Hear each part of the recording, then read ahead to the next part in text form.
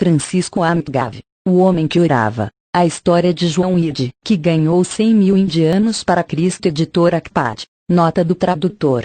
Exceto a Bíblia, qual é, leitor, o livro que exerceu maior influência sobre a sua vida?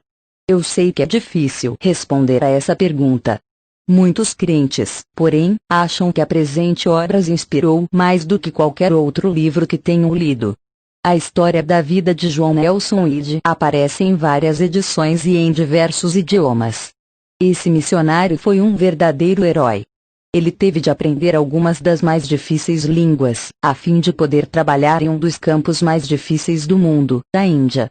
Morava em uma choça de Taita, em uma vila de Punjab. Em 7 anos o número de salvos, somente nas 100 vilas circunvizinhas, elevou-se a 1.200. Além disso, trabalhava muito nas grandes cidades da Índia, onde multidões foram constrangidas a cair de joelhos pelas orações que pronunciou quando cheio do Espírito Santo. João Ide não pregou muito sobre sua própria experiência de santificação, mas a sua vida era santa. Sua vida era um sermão. Não falou muito acerca da oração. Mas ele orava. Pouco antes de falecer, escreveu a sua irmã: "Estou ainda acamado, mas descansando em intercessão." O Homem que Orava é tradução do livro Traem Guide, por Francisco Amtgav. A obra é de leitura agradável. Cada vez que se lê descobrem-se joias que dão ainda mais valor à íntima comunhão com nosso Criador. E passando muito tempo em Orlando Boyer Hill, 1953. Preparação. Cristo no lar. Jesus disse: "Hoje me convém pousar em tua casa." Lucas 19, 5. Que dia abençoado para a família de Zaqueu. Cristo no lar. João Ide, cognominado pelos amigos, o apóstolo da oração, criou-se em um lar onde Jesus era hóspede permanente, onde os membros da família viviam sempre no ambiente vitalizante de oração. Eu conheci intimamente o pai de João, Smith Rizide, durante os 17 anos em que pastoreou a igreja presbiteriana em Carthage, Illinois. O Dr. Eric Johnson, pouco antes de falecer, escreveu: "O pai de João Ide era de extraordinária grandeza de espírito, de alma robusta e alegre, de estudos esmerados, de ânimo transbordante, de propósito fixo em servir a Deus de todo o coração." Sei, por contato pessoal no lar, que o pai de João Ide era um esposo carinhoso e cortês. Era um pai de firmes convicções. Embora compassivo, ordenava a seus filhos e a sua casa depois dele. Conhecia S.R. Ide, gentil, apaixonada pela música e, na conduta, sempre exemplificando a vida de Cristo. Conheci os 3 filhos e as 3 filhas que se criaram no lar. Repetidas vezes participei da mesa da família. 2 vezes assisti a família quando a morte entrou no lar, uma quando a S.R. Ide foi levada e a outra quando chegou ao corpo do querido João para descansar no cemitério de Moss Ridge. Ajoelhei-me muitas vezes com a família nos cultos domésticos, sentindo-me, um jovem ministro, comovido profundamente quando o amado Dr. Ide derramava o coração diante de Deus. Conheci-o nos cultos da sua igreja e nas reuniões do presbitério. Era um nobre homem de Deus. Sob a benção dos céus, a sua igreja foi edificada e ele foi sempre um líder entre seus irmãos do ministério. O Dr. Ide costumava orar pedindo ao Senhor da Seara que mandasse ceifeiros para a sua seara. Orava assim, tanto nos cultos domésticos como do púlpito. Não é de admirar, portanto, que Deus tivesse chamado 3 dos seus filhos para proclamarem publicamente o Evangelho. Certa vez ouvi um ministro dizer: "Meu filho nunca seguirá o meu exemplo de pregador. Conhece demasiadamente o tratamento que um pastor recebe das mãos do povo." Mas o Dr. Ide dignificava o seu ofício e se regozijava em entregar seus filhos para uma vida de lutas e provações. Porque existem milhares de igrejas atualmente sem pastor. Certo ministro eminente disse-me: "Nossa denominação está enfrentando uma tremenda falta de pastores. Por que é que os milhões de perdidos em outras terras têm de esperar tanto tempo para ouvir a voz dos homens proclamando-lhes o Evangelho eterno do Filho de Deus?"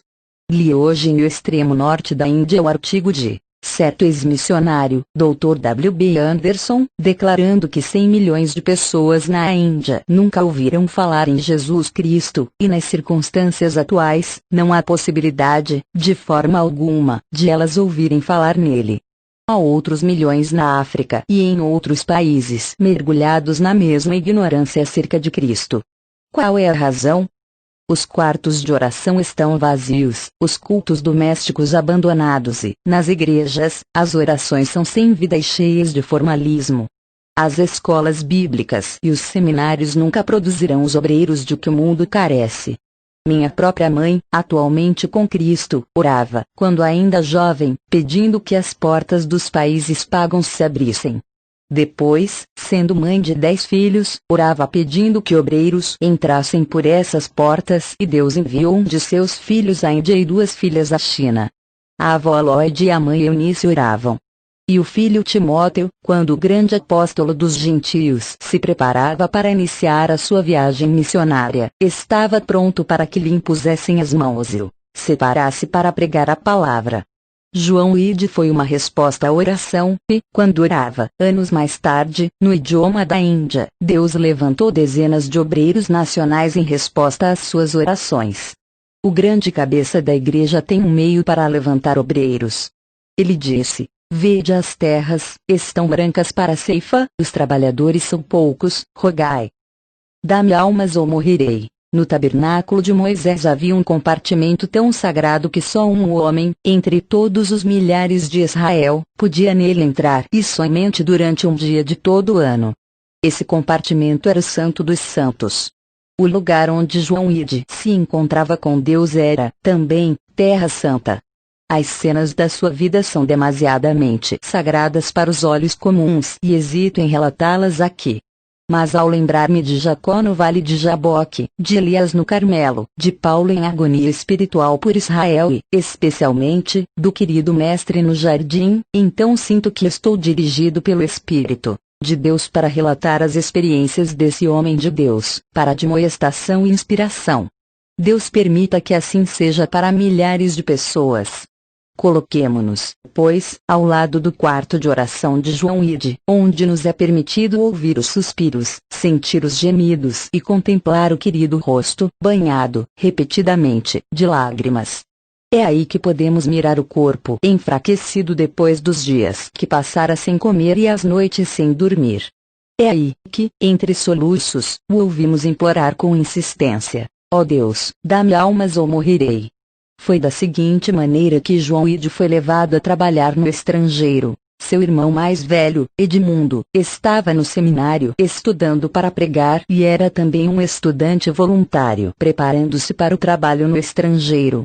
Durante as férias de verão, Edmundo estava ocupado na obra missionária da escola dominical no estado de Montana. Foi então atacado pela febre. O médico aconselhou a voltar imediatamente para casa, no estado de Illinois. Iniciou a viagem, tendo a passagem e as instruções, para que os condutores o ajudassem, presas à lapela do paletó. Delirou no trem, mas chegou ao seu destino. Depois de alguns dias faleceu. João, já resolvido a pregar, ficou profundamente impressionado com a morte do irmão. Haveria uma vaga nas fileiras para o campo estrangeiro, e ele sentiu que Deus o dirigia a preenchê-la. A decisão final foi tomada só no fim do ano seguinte, quando concluiu o curso. Certo sábado, à noite, João foi ao quarto de um colega e pediu-lhe que apresentasse todos os argumentos que pudesse sobre o trabalho missionário no estrangeiro. O estudante retrucou que não era de argumentos que ele carecia, mas devia ir para o quarto, prostrar-se de joelhos e permanecer perante Deus até resolver o problema em definitivo. Na manhã seguinte, no culto, João disse ao colega: "Estou resolvido." E o brilho de seu rosto era suficiente para saber qual era a decisão. As profundezas do grande mar, as enormes vagas, os dias seguidos de água, a água, somente a água, os pés afastados da querida pátria e ainda não firmados na pátria nova, todas essas coisas o levaram a meditar profundamente. Para João, essa viagem, no outono de 1892, foi um tempo de exame próprio e oração. recebeu uma carta, a qual se referiu depois em certa publicação na Índia, com as seguintes palavras: meu pai tinha um amigo que desejava ardentemente ser missionário no estrangeiro, mas não lhe foi permitido ir. Esse homem escreveu-me uma carta e eu a recebi ainda no navio. Recebi algumas horas depois de sairmos do porto de Nova York. O amigo insistia, na carta, em que eu buscasse o batismo com o Espírito Santo como a habilitação essencial na obra missionária. Irritado ao acabar de ler a carta, amassei-a e joguei-a no convés. Esse amigo, arrazoava João Ide, acha que eu não recebi o batismo com o Espírito. Pensa que vou à Índia sem munir-me dessa arma. Eu estava aborrecido. Mas por fim, com mais juízo, apanhei novamente a carta e a li de novo. Reconheci então que eu carecia de algo que ainda não havia recebido. O resultado foi que, durante o resto da viagem, me entreguei inteiramente à oração, para que fosse, de fato, cheio do Espírito e soubesse, por uma experiência autêntica, o que Jesus queria dar a entender quando disse: recebereis poder, ao descer sobre vos o Espírito Santo, e sereis minhas testemunhas tanto em Jerusalém, como em toda a Judéia e Samaria, e até as extremidades da terra. Atos 1:8. A essas orações a bordo do navio houve, por fim, maravilhosa resposta. Os primeiros anos na Índia, a princípio João Ide não era um missionário conceituado. Era pesado de língua. Quando se lhe fazia uma pergunta, parecia não ouvir, ou no caso de atender, demorava na formulação da resposta. Não ouvia bem e os amigos receavam que isso o impedisse de aprender a língua nativa. Era, de natureza, calmo e quieto. Parecia faltar-lhe entusiasmo e iniciativa, elementos essenciais a um jovem missionário. Mas os seus olhos azuis pareciam penetrar as profundezas do íntimo do próximo. Pareciam brilhar da alma de um profeta. Ao chegar à Índia, começou o estudo da língua, como é costume de todos os missionários. Mas depois descuidou-se do estudo para examinar a Bíblia. Submetido a exame linguístico, foi reprovado e respondeu: o que é de primeira importância, deve ocupar o primeiro lugar. Explicou que tinha ido à Índia para ensinar a Bíblia e que, para isso, era necessário conhecê-la. E Deus, por seu Espírito, abriu-lhe as Escrituras de um modo maravilhoso. Mas não desprezou o estudo da língua. Chegou a falar corretamente e com facilidade Urdu e o Punjabi. Sobretudo, aprendeu a falar a língua dos céus de tal maneira que auditórios de centenas de pessoas da Índia ficavam boquiabertos enquanto lhes transmitia as verdades da palavra de Deus. Em todos os avivamentos há sempre duas partes, a divina e a humana. No avivamento de Gales, a parte divina foi grandemente acentuada. Evan Roberts, o líder, sob a direção de Deus, parecia um instrumento passivo movido assombrosamente nas vigílias da noite pelo Espírito Santo. Não havia organização e muito pouco de pregação, quase nada de parte humana. O avivamento de Selcott, apesar de ser também dos céus, não parecia tão espontâneo. Havia, sob a direção de Deus, organização, e planos foram feitos. E havia também períodos prolongados de oração. Antes de continuar a mostrar a importância do instrumento humano, quero mencionar a Associação de Oração de Punjab. Essa associação foi organizada mais ou menos no tempo da primeira convenção em Selcott, 1904. Os princípios dessa associação estão redigidos em forma de perguntas, que eram assinaladas por aqueles que desejassem tornar-se membros, conforme lemos abaixo. 1. Estás orando, pedindo um avivamento para a tua vida, para a vida dos teus companheiros de trabalho e para a igreja. 2. Estás anelando mais poder do Espírito Santo na tua própria vida e serviço, e estás convicto de que não podes avançar sem esse poder. 3. 4. 5. Orarás pedindo graça para não te envergonhares de Jesus? Creis que a oração é um grande meio de alcançar um despertamento espiritual? Reservarás 30 minutos diariamente, logo após o meio-dia, para orar pedindo esse despertamento, e estás pronto a orar até que venha o despertamento? João Ide era membro da Associação de Oração desde o início e também desempenhava importante posição na convenção em Selcott. Os membros da associação de oração erguiam os olhos da fé, conforme a ordem de Cristo, e contemplavam os campos brancos para a ceifa. No livro liam as imutáveis promessas de Deus. Percebiam que o único método de adquirir tal despertamento era por meio de oração. Assentaram em seus corações, deliberada, definitiva e determinantemente, empregar esse meio até alcançarem o resultado. Avivamento de Selcote não foi por acaso, nem um sopro que veio do céu, sem ninguém o buscar.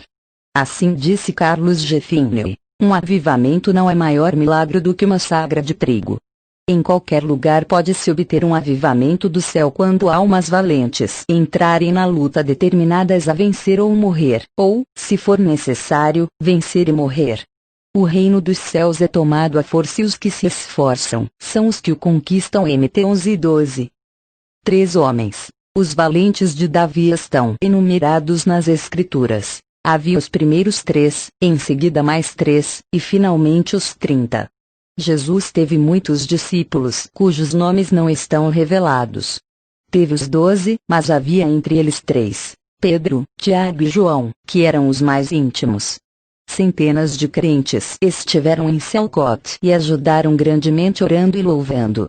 Contudo, Deus honrou alguns deles como líderes. Nosso relato não é feito com o objetivo de elogiar a ninguém, mas a palavra de Deus diz: a quem honra, honra.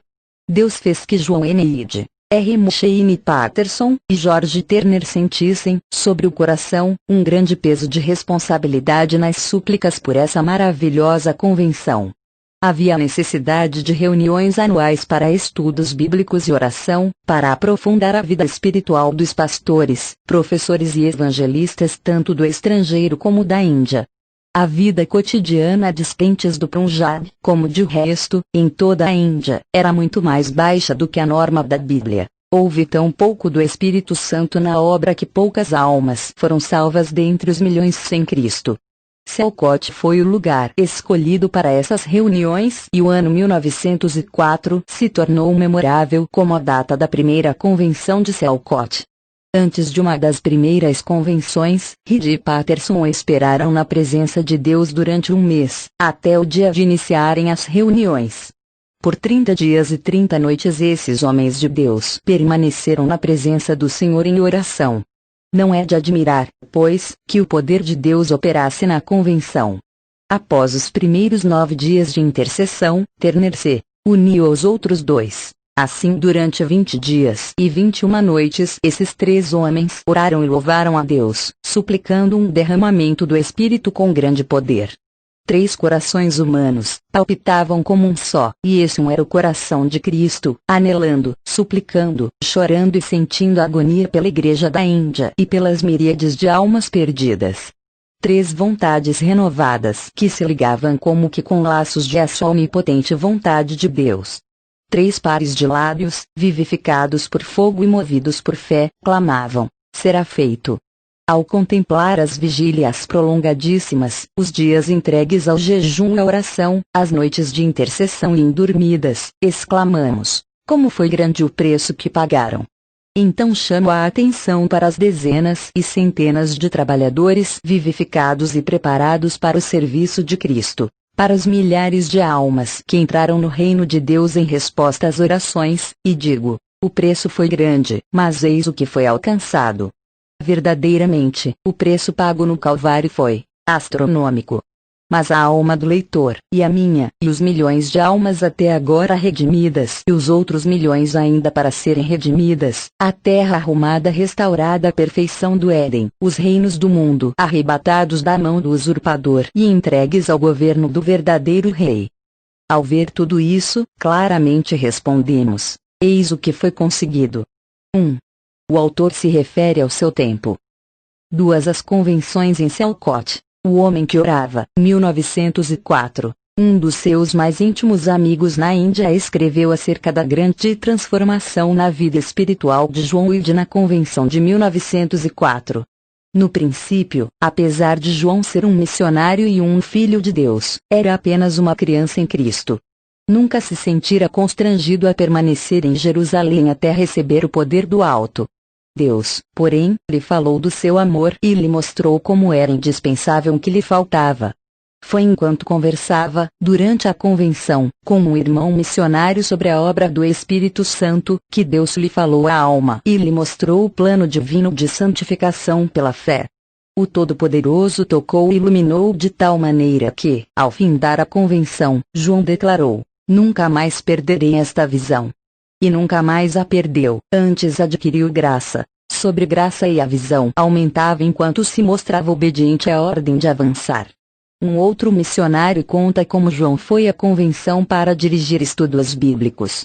Focalizava tudo nesses estudos, sobre a largura, o comprimento, a altura e a profundidade do amor de Deus. Esse poderoso amor parecia fluir pela sua pessoa e apoderar-se dos corações dos homens e das mulheres e constrangê-los a se chegarem a Deus. O mesmo irmão escreveu: "Certa noite João foi ao meu quarto, cerca das 9:30 da noite, para conversar sobre a importância do testemunho público. A boa palestra durou até depois da 1h da madrugada. Nós lhe tínhamos pedido que dirigisse o culto para os homens no tabernáculo, na noite depois de nossa palestra, enquanto as mulheres da convenção se reuniam para o seu próprio culto, na vivenda dos missionários. Ao chegar a hora do culto, nós os homens, estávamos sentados nas esteiras, na tenda. O senhor, Ide, que ia presidir, ainda não tinha chegado. Começamos a cantar e cantamos vários hinos antes de ele entrar, o que aconteceu muito depois da hora anunciada para o início do culto. Lembro-me de como se assentou na esteira em nossa frente, permanecendo calado algum tempo depois de acabarmos de cantar. Então se levantou e nos disse solenemente: "Irmãos, não dormi a noite inteira, não comi durante o dia. Tive uma grande luta com Deus. Senti-o chamando-me para vir aqui e testificar-vos de algumas coisas que ele fez em minha vida, mas resisti, não achando justo fazê-lo. Somente hoje à tarde, poucos minutos antes de entrar aqui, obtive paz relativamente a isso e concordei em obedecer a Deus. Estou aqui, portanto, para vos contar o que ele fez em minha vida." Depois de assim falar, em poucas palavras, contou-nos, simples e humilde, como lutara renhidamente contra certos pecados e como Deus lhe dera a vitória. Acho que não falou mais de 15 a 20 minutos antes de se assentar e baixar a cabeça por alguns instantes. Então disse: "Oremos por algum tempo." Lembro-me de como o pequeno grupo caiu de bruços sobre as esteiras, à maneira do povo oriental. Durante muito tempo, homem após homem se levantou para orar em pé. Havia confissão de pecados. Uma tal confissão a maior parte de nós jamais viramos e todos clamavam a Deus, pedindo misericórdia e socorro. Já de madrugada, a reunião encerrou-se e alguns de nós soubemos com certeza de várias vidas que foram completamente transformadas pela influência dessa reunião. Sem dúvida, essa mensagem abriu as portas dos corações para o início do grande avivamento da Igreja na Índia. Corações Quebrantados, 1905. As reuniões anuais da Aliança de Oração de Punjab realizavam-se todos os anos na primavera. Mas, antes do dia marcado, os dirigentes permaneciam muito tempo em oração e jejum e em vigílias que duravam noites inteiras. Então os membros da aliança, ao se reunirem, buscavam a direção de Deus para o ano vindouro. Certo irmão escreveu: "Na série anual de reuniões de 1905, Deus colocou sobre nossos corações o peso de um mundo mergulhado no pecado. Compartilhamos, até certa medida, dos sofrimentos de Cristo. Foi um glorioso preparamento para a convenção que se realizou no outono do mesmo ano. Durante essa convenção, João Ide continuou constantemente, dia e noite, na sala de oração. Permaneceu ali como os discípulos no Monte da Transfiguração. Incendiaram-lhe a mente, como uma ordem de Deus, estas palavras: Ó Jerusalém! Sobre os teus muros pus guardas, que todo dia e toda noite de contínuo se não calarão. Vós, os que fazeis menção do Senhor, não haja silêncio em vós, nem estejais em silêncio, até que confirme e até que ponha a Jerusalém por louvor na terra. Isso 62, 6, 7. João Ide foi sustentado, sem dúvida, pela força divina, pois o Senhor nos diz: participa das aflições do Evangelho segundo o poder de Deus. 2 Tm 1:8, não segundo a nossa fraqueza, mas segundo o seu poder. Podia vigiar e orar dia e noite, não porque o tempo que dormia era suficiente, mas porque o Pai deu ao seu servo sono como o de uma criança. O aspecto do seu rosto era a prova de que a presença de Cristo fortalecia o seu corpo. João Ide era o principal pregador, mas foi em comunhão com Deus que adquiriu esse poder. Sua vida de oração era de uma absoluta obediência a Deus. Lembro-me de como, certa vez, no salão de oração, ao tocar a campainha para o almoço, ouvi-o balbuciar: "Pai, é a tua vontade que eu vá?" Houve uma pausa e veio a resposta, e ele disse: "Pai, agradeço-te." Então se levantou contente e saiu para o almoço. Não é necessário acrescentar que reconhecia o Senhor sempre à mesa com eles. Oh! Quantas almas famintas foram reanimadas com as suas palavras durante a refeição. Dirigia os estudos bíblicos de manhã. Seu assunto era João 15, 26, 27. Mas, quando vier o Consolador, que eu da parte do Pai vos hei de enviar, aquele Espírito de verdade, que procede do Pai, ele testificará de mim. E vos também testificareis, pois estivestes comigo desde o princípio. João Ide dizia: Pastores, o Espírito Santo tem o primeiro lugar nos vossos púlpitos.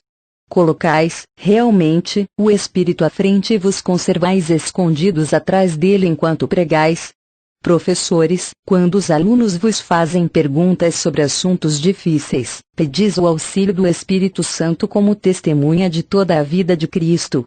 Sabei que ele foi a única testemunha da encarnação, dos milagres, da morte e da ressurreição de Cristo. Assim ele é a única testemunha. Foi uma mensagem penetrante e muitas pessoas se renderam ao poder irresistível. Na manhã seguinte, não foi permitido por Deus que João Ide ensinasse. O irmão que presidia a reunião abandonou o seu lugar, anunciando que o culto estava nas mãos do Espírito de Deus. Maravilhosamente, o Espírito Santo nos testificou de Cristo e do seu poder para purificar todos os que se arrependessem. Na outra manhã, de novo Ide anunciou que não recebera nova mensagem de Deus. Advertiu que de Deus não se zomba. Afirmou: só depois que aprendemos a ceder o primeiro lugar ao Espírito Santo em todas as ocasiões, é que Deus nos deu uma mensagem. Quem pode esquecer-se desse dia? Quão maravilhosas eram as respostas às orações!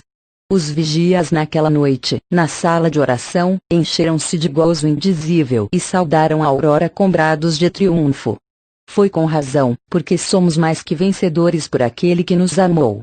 Certa vez, João Ide foi chamado para determinada tarefa. Cumpriu-a, mas voltou à sala de oração chorando e confessando que não obedecera a Deus de boa vontade, e suplicou-nos: orem por mim, irmãos, para que eu possa obedecer alegremente. Logo soubemos que, depois que se retirou, o Espírito o impulsionou a obedecer de todo o coração. Então recebeu a promessa de que seria o pai espiritual de muitos filhos, como Abraão. Entrou no salão com grande gozo e, ao apresentar-se ao povo, depois de obedecer a Deus, pronunciou 3 palavras em urdu 3 em inglês, repetindo-a 3 vezes: Ayasmani Bak. Isto é, ó Pai Celestial. O que aconteceu em seguida é impossível descrever. Foi como se o mar tivesse entrado e varrido a assembleia. De repente veio do céu um ruído, como de um vento impetuoso, que encheu toda a casa onde estavam assentados. Corações prostraram-se perante a presença divina, como as árvores da floresta se dobram ante uma irresistível tempestade. Foi o grande oceano do amor de Deus derramado como resultado da obediência de um só homem. Corações foram varridos pelo amor de Deus. Havia confissão de pecados com lágrimas, seguidas de gozo e, por fim, brados de regozijo. Verdadeiramente, fomos cheios de mosto, do mosto dos céus. Eis a experiência de certa missionária. Continuamos horas a fio, a sós com Deus, sem ninguém para ver ou ouvir, senão Deus. Mas é realmente possível ter comunhão com outros em oração e adoração durante horas seguidas. Logo, ao entrarmos na sala, houve resposta. Sentimos-nos, imediatamente, na Santa presença de Deus, onde havia a mais solene realidade. Esquecemo-nos dos outros na sala, exceto quando as suas orações e adoração, combinadas com as nossas, nos levaram a avaliar a força, o poder e o amor de tal comunhão. As horas que nesses dias permanecemos diante de Deus, em comunhão com os irmãos, eram preciosíssimas. Horas na presença de Deus para Ele nos examinar e nos falar. Horas em intercessão pelo próximo. Horas juntos em adoração, louvando a sua própria pessoa e o seu maravilhoso poder que operava entre nós. Havia tal ousadia e liberdade durante esses 10 dias, como eu não pensara existissem na terra. Certamente foi para tal liberdade que Cristo nos chamou. Cada crente fez justamente como se sentia dirigido. Alguns deitaram-se cedo, outros oraram hora após hora, ainda outros continuaram a noite inteira em oração. Alguns assistiram aos cultos, outros foram à sala de oração, e ainda outros, para seus quartos. Alguns ficaram sentados para orar, outros se ajoelharam, e ainda outros caíram de bruços diante de Deus. Cada um fez conforme o Espírito de Deus lhe ordenara. Ninguém censurava, nem falava contra qualquer coisa feita ou dita. Todos reconhecíamos que tínhamos abandonado o formalismo e que estávamos na terrível presença do Deus Santo. A mesma missionária referia-se a João Ide quando escreveu o seguinte: alguns dos que viviam com ele reconheciam que Deus os escolhera e os separara para serem virgens.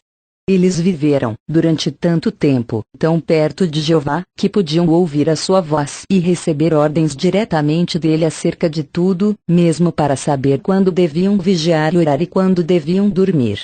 Alguns vigiavam noites inteiras, dias a fio, em resposta à sua chamada, e Deus de até lhes tirava o sono, para que tivessem o privilégio e a honra de vigiar com ele sobre os negócios do seu reino.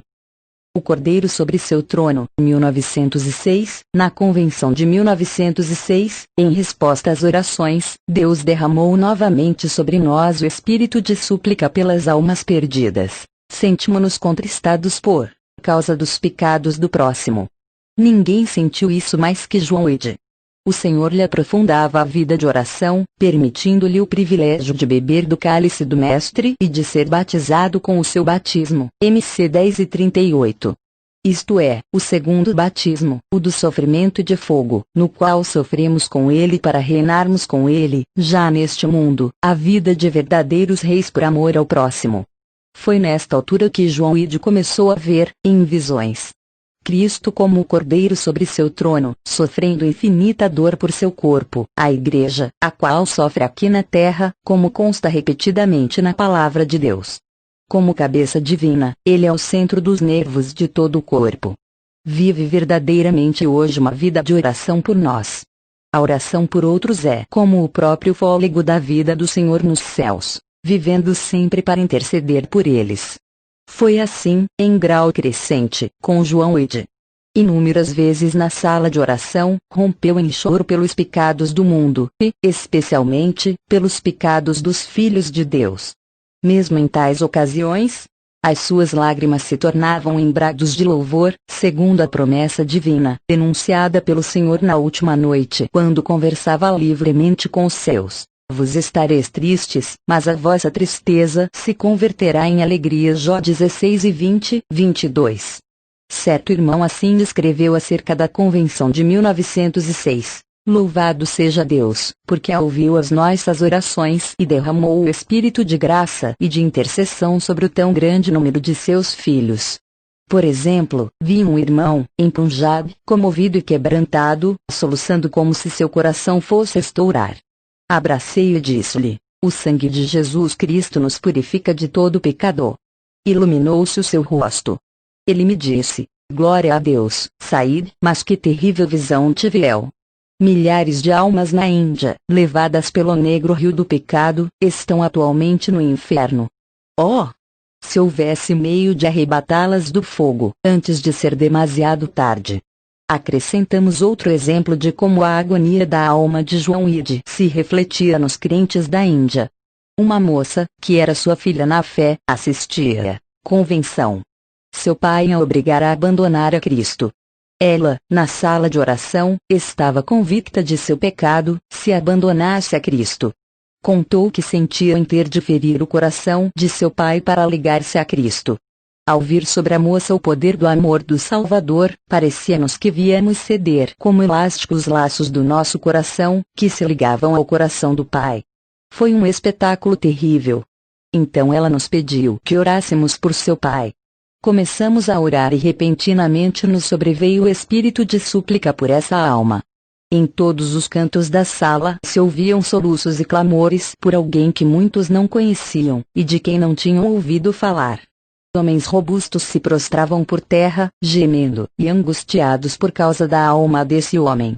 Não havia ninguém que não chorasse, enquanto Deus não desse a certeza de que ouvira a oração. E do Getsemane saíamos para o gozo do Pentecoste, louvando a Deus porque responderá ao nosso clamor. Jamais me esquecerei desse culto, que continuou a noite inteira. Foi a ocasião em que senti o poder de Deus como nunca antes sentira. Deus procura os que estão prontos a levar o peso dos milhões de almas que não o conhecem. Procura os que desejam entrar com Jesus no Getsemane. Deseja que nós o façamos.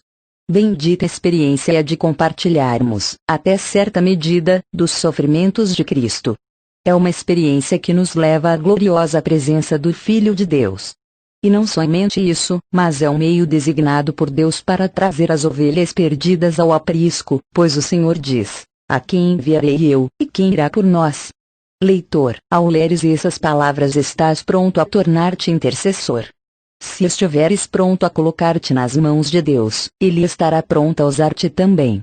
Mas há duas qualificações necessárias: a obediência e a santidade. A obediência é essencial em tudo. Mesmo nas coisas mínimas, a nossa vontade deve ser submissa para fazer a vontade de Deus. A santidade também é indispensável. Deus quer vasos limpos para o seu serviço, exige instrumentos santos para a sua obra. Ele exige pureza na vida íntima. Se o vaso não estiver limpo, purificado pelo fogo do Espírito Santo, Deus não pode usá-lo. Ele quer que tu lhe permitas purificar-te, cortando uma parte da tua própria vida. Deus deve ter um vaso apropriado para o seu uso.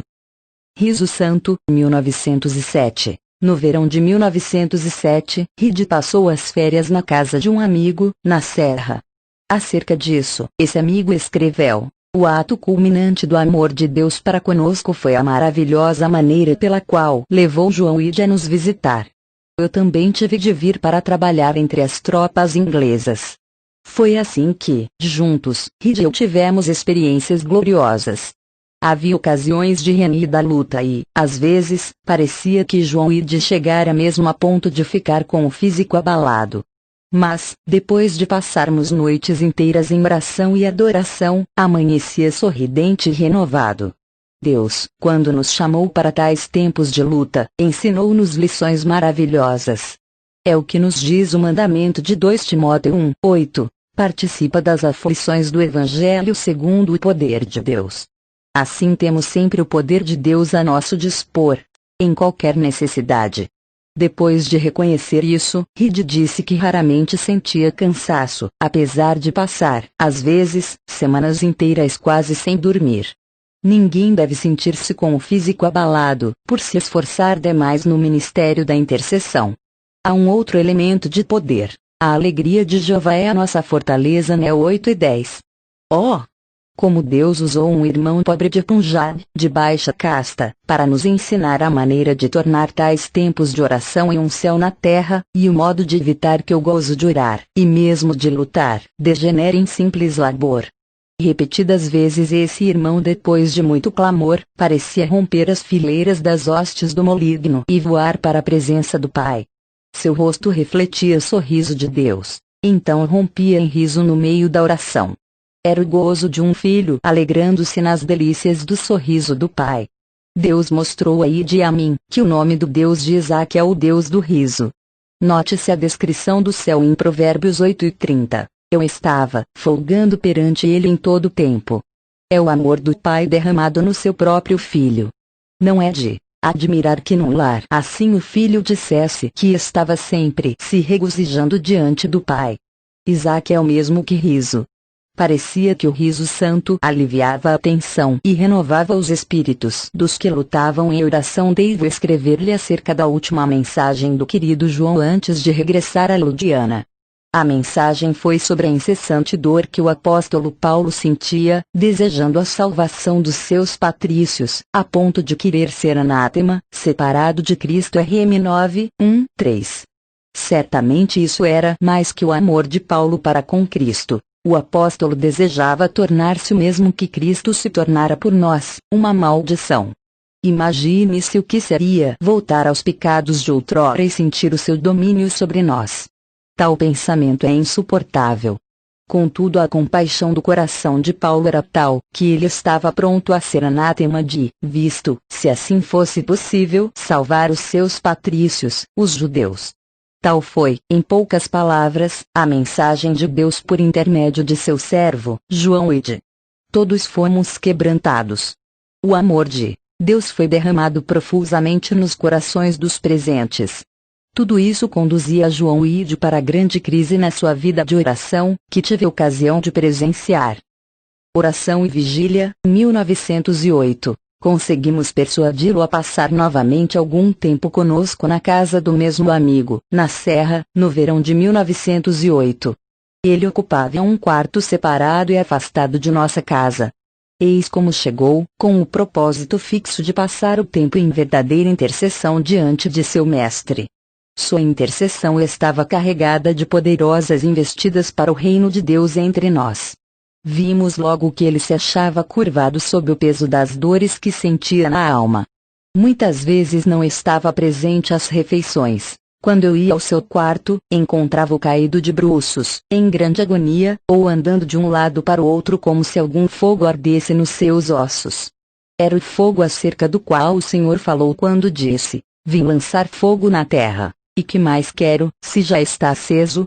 Importa, porém, que seja batizado com certo batismo, e como me angustio até que venha a cumprir-se." Ride não jejuava no sentido em que usamos a palavra, contudo, ao insistir para que fosse à mesa para comer, dizia-me com um sorriso: "Não estou com fome." Não sentia fome porque havia uma fome muito maior que lhe consumia a própria alma e não havia nada, a não ser a oração, que servisse para saciá-la. A fome do espírito dominava a fome do físico. Ele ouvira a voz do Senhor dizendo: "Fica aqui e vigia comigo." Assim ficava ali com o Senhor e teve o privilégio de entrar no Getsemane com ele. Havia um pensamento que lhe dominava a mente, o de que o Senhor continua a sentir agonia pelas almas. Citava muitas passagens do Velho e do Novo Testamento, especialmente acerca do privilégio de cumprir o que falta das aflições de Cristo. Centílitros 1:24. Falava do voto do Senhor e das dores prolongadas da sua alma para que todos os seus estivessem dentro do aprisco. "Mas, digo-vos que desta hora em diante não beberei deste fruto da videira, até aquele dia em que eu hei de beber de novo convosco no reino de meu Pai. Saulo, Saulo, por que me persegues?" Tais eram os versículos que Deus usava para abrir-lhe os olhos acerca da participação dos sofrimentos de Cristo. FP 13:10. Foram dias em que, muitas vezes, as nuvens se abriram e via-se brilhar a vida que Jesus glorificado vive agora, revelando muitos dos mistérios da luta de dores e sofrimentos. Verdadeiramente seguimos o Cordeiro, que continua a sofrer conosco, como sofrerá por nós na terra, apesar de estar atualmente no trono.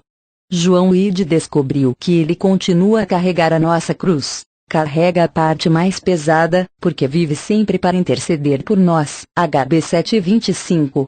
A tal vida de oração e vigília, João Ide foi conduzido passo a passo. Durante todo esse tempo, apesar de comer pouco e dormir ainda menos, sempre estava pronto e alegre. Gostava imensamente de nossos filhos. E eles gostavam sempre de brincar com o tio João, como o intitulavam. Porém, durante esse tempo, mesmo os pequeninos reconheciam que não era tempo próprio para brincar. Mostravam-se sobremaneira graves e quietos em sua presença, porque notavam a luz que brilhava no rosto de João Ide, luz que testificava a íntima comunhão com o mundo invisível aos olhos naturais. Contudo, não havia nele coisa alguma de eremita. Pelo contrário, sua pessoa era ainda mais fascinante e o povo sentia-se atraído a pedir suas orações. Mostrava-se sempre pronto a falar com todos sobre as coisas espirituais e, mais do que antes, sobre os seus problemas e tristezas. Não podemos mencionar detalhadamente tudo acerca desse tempo de vigilância, oração e jejum, quando ele começou a participar do grande anelo do Senhor por suas ovelhas. Receávamos que o corpo fraco de nosso irmão não suportasse tanto, mas foi fortalecido constante e maravilhosamente. Às vezes, por causa da sua agonia, perdia a fala. Outras vezes clamava em alta voz pelos milhões de almas perecendo perante os nossos olhos. Nunca, porém, perdia a esperança. Esperava no amor de Deus e esperava no Deus de amor. Não somente se esforçava para sondar a profundidade do amor de Deus, mas havia momentos em que sentia o céu na terra quando avistava as alturas desse amor. Então sua alma ficava inundada de cânticos de gozo e louvor. Durante todo esse tempo, parecia nunca se esquecer dos milhares de almas do seu próprio campo, que viviam sem Deus e sem esperanças no mundo. Por elas suplicava com soluços, mostrando-se comovido até o íntimo do coração. O peso da responsabilidade das suas orações era: Pai, dá-me almas ou morrerei. A sua própria oração, embora ele se gastasse inteiramente em atividades, antes de se consumir de ferrugem, havia começado a ser respondida. Quero inserir aqui uma joia da pena de Patterson. Perguntamos: qual foi o segredo da vida de oração de João Ide? É este: sua vida era uma vida de oração. Qual a fonte de toda essa vida? Jesus glorificado. Como posso obter de Jesus essa vida? Justamente como ele obteve, pela justiça de Cristo. Sei que não tenho justiça em mim mesmo, somente trapos de imundícia, mas pela fé reclamo a justiça de Cristo. Há, então, um resultado duplo. Quanto ao nosso Pai no céu, ele olha para a justiça de Cristo em mim, e não para a minha justiça. Em segundo lugar, quanto a nós mesmos, a justiça de Cristo não somente serve para nos vestir exteriormente, mas penetra o nosso próprio ser por seu Espírito, recebido pela fé, como no caso dos discípulos, João 20:22, e produz em nós a santificação. Notemos como o mesmo acontece com a nossa vida de oração. Lembremo-nos da palavra por. Cristo morreu por nós e sempre vive para interceder por nós, isto é, ele o faz em nosso lugar. Assim também, confesso a fraqueza das minhas orações, não merecem ser chamadas vida de oração, e aceito sempre a eficiente intercessão de Cristo. O resultado é que Deus responde conforme a vida de oração de Cristo que ele vê em nós. Há, também, outro grande resultado. A vida de oração de Cristo entra em nós. Isto é, oração no Espírito Santo. Somente assim podemos orar sem cessar. É a vida em abundância que o Pai nos dá. Inconfundível é a paz, inigualável é o conforto. Não é necessário que nos esforcemos mais para ter uma vida de oração, que sempre falha. Jesus entra no barco e cessa a tormenta. Já estamos em terra firme para onde nos dirigíamos. Sendo assim, devemos permanecer quietos diante dele, para ouvir a sua voz e deixá-lo orar em nós, ou melhor, deixá-lo derramar em nossa alma a sua transbordante vida de intercessão, o que quer dizer literalmente, face a face com Deus em verdadeira união e comunhão. Uma alma por dia, 1908. Foi mais ou menos nesse tempo que João Ide lutou com Deus, face a face, acerca de um acordo definitivo, que lhe desse uma alma por dia, nada menos. Não uma pessoa apenas interessada, mas uma pronta a confessar Cristo publicamente e a se batizar no seu nome. Então houve descanso da incessante e agonizante intercessão. Seu coração encheu-se de paz e certeza. Todos nós percebemos nele uma nova vida e um novo alvo, coisas que não findam aqui nesta vida, passam para o além. Regressou ao seu campo com essa certeza de que Deus lhe concederia uma alma salva por dia, e não foi desapontado. Isso significa longas viagens, noites de jejum e oração, sofrimento e combate. Contudo, sempre havia vitória. Não se importava que o calor o consumisse de dia e a geada de noite. Estava reunindo as ovelhas no aprisco. O bom pastor estava vendo o fruto do trabalho da sua alma. Ao findar o ano, recolhera mais de 400. Mas estava ele satisfeito? De forma alguma. Pois o Senhor também não estava. Como podia o Senhor ficar satisfeito se uma ovelha ainda estava fora? Contudo, Ide aprendeu o segredo do poder divino, o gozo do Senhor. Afinal de contas, quanto maior for o nosso regozijo, tanto maior a nossa capacidade de sofrer. Foi assim com o varão de Deus, aquele que podia dizer: tenho-vos dito isto, para que o meu gozo permaneça em vós, e o vosso gozo seja completo. Parecia que João Ide sempre ouvia a voz do bom pastor dizendo-lhe: outras ovelhas tenho, outras ovelhas tenho. Depois de ganhar uma alma, ou duas, ou quatro em um só dia, não diminuía o seu anelo pela conquista de outras, não se esfriava a sua paixão de salvar os perdidos. Certo amigo na Índia escreveu: na obra de ganhar almas, entrava em palestra com um homem acerca da sua salvação. Sem muita demora colocava as mãos sobre os ombros do homem, fitava-o ternamente nos olhos. Em seguida induzia tal homem a cair de joelhos, a confessar seus pecados e a buscar a salvação. Pessoas assim foram batizadas na vila, à beira do caminho, ou em qualquer outro lugar. Certa vez assisti a uma das suas convenções para crentes. Recebia seus filhos na fé ao entrarem, e os abraçava, como é costume no Oriente, colocando-lhes uma das mãos sobre um ombro. Abraçava-os com tanto carinho que conseguiu levar todos os crentes das diversas castas da Índia a saudarem-se assim uns aos outros, até mesmo aos da classe mais baixa. Esse era o seu segredo: vença pelo amor. 2 almas por dia, 1909. Novamente lutou o apóstolo da oração face a face com Deus. Seu pedido definitivo e insistente foi para que o Senhor lhe desse 2 almas por dia. Nessa convenção, Deus usou como nunca. O Senhor falou por intermédio do seu servo João Ide. Falemos reverentemente da mais sagrada lição, as repetidas visões que nos deu do coração divino de Cristo, coração quebrantado por causa de nossos pecados. Não nos surpreendeu com uma visão total e repentina, mas nos revelou aos poucos, conforme a nossa capacidade para suportá-las. Quem pode esquecer-se do seu grande coração amoroso atravessado de trágica tristeza por causa da iniquidade de todo o mundo? Foi-nos permitido ver mais e mais da agonia da alma de Deus, e, como o profeta das lágrimas, Jeremias, presenciamos a sua angústia, desejando que seus olhos se tornassem em fontes de lágrimas, para que chorassem dia e noite os mortos da filha de seu povo. Nessa agonia, o anelo divino foi realizado através do Getsemane do Calvário. Fomos levados a contemplar os indescritíveis sofrimentos do Filho de Deus e também os sofrimentos do Pai, ainda mais indescritíveis porque, por meio dele, o Filho se ofereceu, sem defeitos, à justiça divina.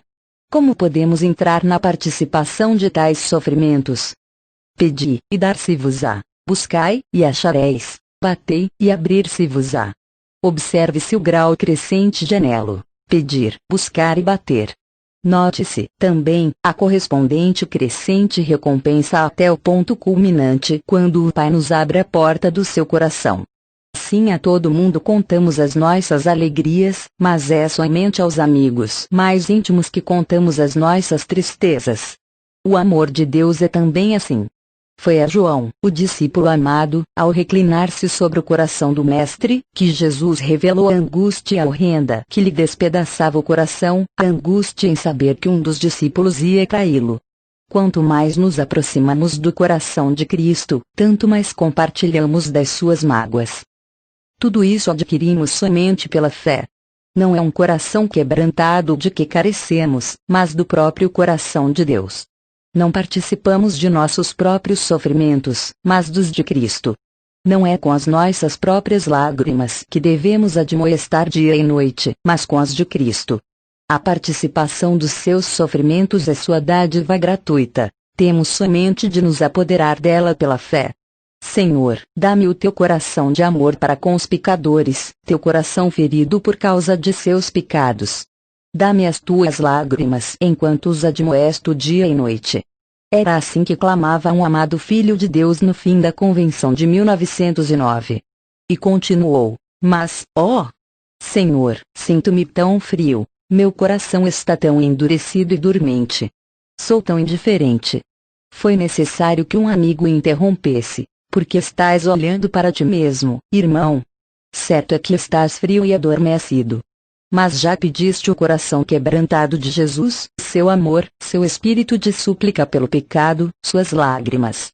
Ele não é mentiroso, já deu o que pediste. Então deixa de olhar para o teu coração e olha para o dele.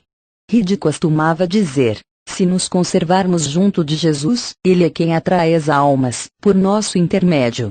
Mas é necessário que ele seja levantado em nossas vidas, isto é, devemos ser crucificados com ele. É a nossa própria pessoa, de alguma forma, que se interpõe entre nós e ele. Portanto, devemos fazer com a nossa própria pessoa o que fizeram com ele. O eu deve ser crucificado, morto e enterrado com Cristo. Se não for sepultado, o mau cheiro do velho homem espantará as almas. Se dermos essas 3 passadas para baixo, quanto ao velho homem, então o novo homem será revivificado, levantado e assentado, as 3 passadas correspondentes que Deus nos concede. Assim levantamos Cristo verdadeiramente em nossas vidas. Ele sempre atrai as almas a si. Tudo isso é resultado da íntima união e da comunhão, é a participação com Ele nos seus sofrimentos. 4 almas por dia, 1910, 800 almas foram acolhidas desde a convenção do ano próximo passado, mas, para João Ide, isso não era suficiente. Deus aumentava-lhe a capacidade do coração, por meio do seu amor. Uma vez mais agarrou-se com Deus em santo desespero. Foi durante semanas, não me lembro quantas, que ele descia mais e mais com Cristo nas sombras do jardim. Em vez de oração, havia então confissão de pecados dos outros, e colocava-se a si mesmo no lugar desses pecadores, como fizeram muitos dos profetas na antiguidade. Carregava, juntamente com seu Senhor e Mestre, os pecados dos outros. Levai as cargas uns dos outros e assim cumprireis a lei de Cristo. Segundo essa lei, devemos dar a nossa vida pelos irmãos. Isso fez João Ide. Morria todos os dias. Vede Élico 15:31. Quais eram essas cargas referidas em Gálatas 6:2? O versículo 1 nos revela. Era sentir o peso dos pecados dos outros. Finalmente João Ide teve a certeza de ganhar 4 almas por dia. Apesar de ocupar-se assim tanto tempo, foi nesse mesmo ano de 1910, que Deus usou em toda a parte da Índia. Chamaram-no para ajudar em avivamentos e conferências em Calcutá, Bombaim, e em muitas das grandes cidades do país. Certamente Deus o estava preparando para uma missão que alcançava toda a eternidade. Contudo, João Ide nunca foi tão censurado ou mal entendido. Mas até isso era uma parte da sua participação das dores de Cristo. Veio para o que era seu, e os seus não o receberam. Nós, mais privilegiados, vimos, na vida de João Ide, o crescente horror que sentiu pelo pecado durante esse ano de 1910, apesar de ser apenas um pálido reflexo de angústia horrenda, que, por fim, despedaçou o coração do Salvador. Antes de começar a convenção, passou longas noites em oração a Deus. Fazia 5 anos que sentia grande responsabilidade sobre o coração, e cada ano pesava-lhe mais. Parecia que lhe consumia a própria alma. Seu rosto revelava as longas noites que passava sem dormir, os dias gastos em enfadonha vigília e oração. Contudo, seu vulto estava quase inteiramente transformado ao transmitir a palavra de Deus ao povo com tanto fogo e tanto poder, que os ouvintes se esqueciam do homem transformado pela glória de Deus, que lhe iluminava todo o semblante. Era um mensageiro de Jeová falando a mensagem de Jeová, e nós, que participávamos, até certo ponto, dessa responsabilidade de oração, reconhecíamos que era o peso da responsabilidade do próprio Deus transmitido à sua igreja na Índia, sim, à sua igreja no mundo inteiro. Fomos transportados para o Monte Sinai, e vimos o pecado povo de Israel adorando o bezerro de ouro, Êxodo 32. Até esse ponto, Moisés não tinha intercedido pelo povo de Deus. Ainda não participava dos sofrimentos que Deus sentia no coração por causa desse pecado. Assim a Moisés foi ordenado que descesse do monte e se apresentasse no meio dos pecadores. O pecado custou-lhe a presença de Deus. Foi feito participante dos sofrimentos do Cordeiro morto desde a fundação do mundo. Então, Moisés jejuou pela segunda vez, 40 dias e 40 noites, DT 9 e 19. Temi por causa da ira e do furor, com que o Senhor tanto está virado contra vós, para vos destruir. Porém ainda por esta vez o Senhor me ouviu. Note-se como Moisés relatou novamente isso em 9:25, o Espírito Santo assim o repetiu para dar ênfase. O grande trono branco, com pureza maravilhosa, brilhou entre nós desde então até o fim da convenção. Não é de admirar que nos sentíssemos envergonhados e confundidos como muitos dos intercessores da antiguidade. Moisés, Jó, Esdras, Neemias, Isaías, Jeremias, Ezequiel, Daniel. Quando Deus disse a Moisés, deixa-me ver. 14. Revelou-se o poder da intercessão, pois Moisés não o deixou destruir Israel, pôs-se na brecha comp. Ex 22 e 30. E a ira de Deus cessou. A igreja no deserto foi salva por Moisés, que prefigurava nosso grande e divino intercessor, e que participava do seu espírito. O coração de João Ide foi tomado pelo desejo de confessar os pecados dos outros. Foi nessa altura que o Senhor lhe ensinou a grande lição do pecado de censurar o próximo, mesmo em oração. Sentiu-se dirigido a orar por certo pastor da Índia e, lembrado da frieza do pastor e o resultante estado dormente da sua igreja, estava a ponto de dizer: o Pai, tu sabes como ele é frio, mas Deus colocou o dedo sobre seus lábios e as palavras não foram enunciadas. Ao mesmo tempo parecia ouvir uma voz dizendo: aquele que tocar nele, toca na menina do meu olho. João Ide, com o coração quebrantado, clamou: perdoa-me, Pai, sou um acusador dos irmãos perante ti. Reconheceu que, à vista de Deus, devia contemplar tudo o que é amável. FP 4:8. Ao mesmo tempo desejava contemplar tudo o que é verdadeiro. Foi-lhe revelado que o verdadeiro desse versículo é limitado ao que é ao mesmo tempo amável e verdadeiro, que o pecado do povo de Deus é passageiro, e que pecar não é a verdadeira natureza do povo de Deus. Devemos contemplar os irmãos como são em Cristo Jesus, isto é, completos, o que serão quando ele completar a boa obra que já começou neles. É justo que eu pense assim de todos vos, porque vos retenho no meu coração. FP 1:7. Em seguida, Ide pediu a Deus que lhe mostrasse tudo o que podia louvar na vida desse pastor. Se há alguma virtude, se há algum louvor, seja isso o que ocupe os vossos pensamentos. Sua atenção foi levada a muitas coisas acerca das quais podia agradecer a Deus e passou o tempo louvando. Foi o caminho para a vitória. O pastor, logo depois, foi vivificado e começou a pregar no poder do Espírito Santo. É o caminho do louvor que Deus designou para a noiva preparar-se e vestir-se de lindas vestes. Note-se, como em Apocalipse 19:6-8, que é o louvor que produz os gloriosos resultados. Lembro-me como Ide me contou, nesse tempo, que, no caso de não ganhar 4 almas durante o dia, ao anoitecer sentia um peso tão grande sobre o coração que sofria dores e não podia comer nem dormir. Então orava pedindo que o Senhor lhe mostrasse qual o impedimento de receber essa bênção. Invariavelmente achava que era falta de louvor na sua vida. O mandamento de louvar, que se encontra centenas de vezes na palavra de Deus, certamente é indispensável. Então João confessava seu pecado e aceitava o perdão pelo sangue. Em seguida pedia o espírito de louvor, como se pede qualquer outra dádiva de Deus.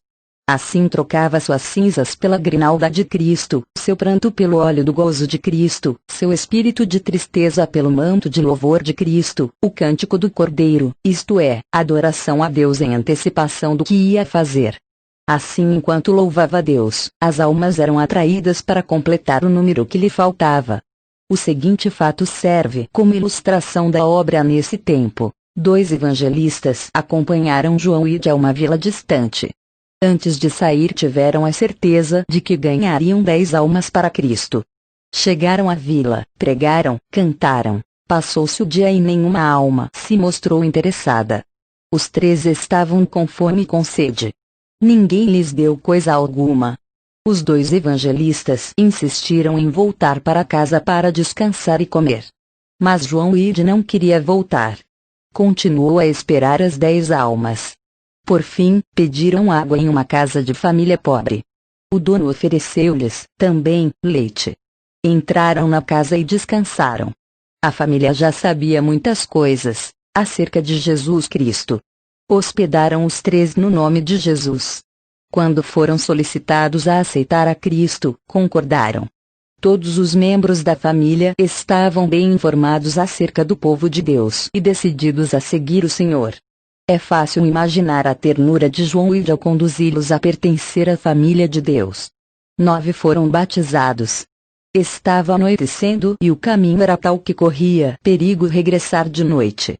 Os evangelistas queriam sair imediatamente.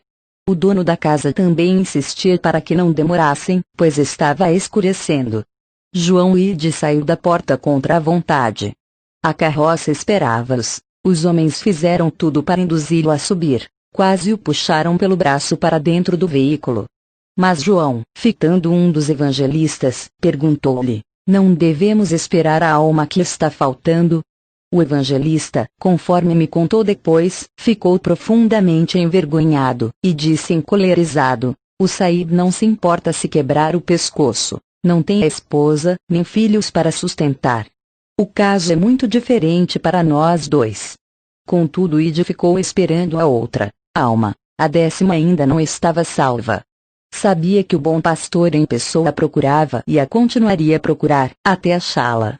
Os evangelistas quase o obrigaram a subir, quando Ide clamou: "Que faremos para ganhar essa alma?" Por fim chegou ao dono da casa, querendo saber por que o Said demorava. Ide explicou-lhe que havia uma ovelha ainda para entrar no aprisco. "Ali vem ela", afirmou o homem, "é um sobrinho que recebi na família." João Ide levou o moço para dentro de casa e verificou que ele estava bem informado das coisas de Cristo e realmente decidido a segui-lo. Assim a 10ª alma foi acolhida no aprisco. Com um suspiro de alívio, e o físico cansado, João subiu a carroça. Foram guardados pelo caminho e chegaram seguros à casa, cheios de gozo que o bom pastor concede aos fiéis pastores. 3 testemunhos, vidas transformadas. Eis a fecunda vida e obra de certa missionária. Trabalhara esforçadamente durante muitos anos em certo campo, porém não houve verdadeiro fruto. Mas ao ler acerca da vida de oração de João Ide, resolveu reservar as melhores horas do dia para oração e estudo da Palavra de Deus, a fim de conhecer a vontade divina. Decidiu colocar a oração em primeiro lugar na sua vida, em vez de considerá-la secundária, como o fazia antes. Assentou no coração viver uma vida de oração no poder de Deus. Disse-lhe o Senhor: "Clama a mim e mostrar-te-ei grandes e gloriosas coisas." Não tens clamado e, portanto, não estás vendo essas bênçãos na tua obra. Escreveu ela: "Vi que, a qualquer preço, devia conhecer Jesus e a sua vida de oração." Assim findou a luta no meu coração, e a vitória foi ganha. Uma das coisas que pediu foi que Deus a conservasse escondida. Se quisesse seguir o Cordeiro, devia estar sempre resignada quando fosse mal entendida, e não abrir a boca para fazer a sua própria defesa. Antes de findar o ano, ela escreveu uma carta. Que transformação!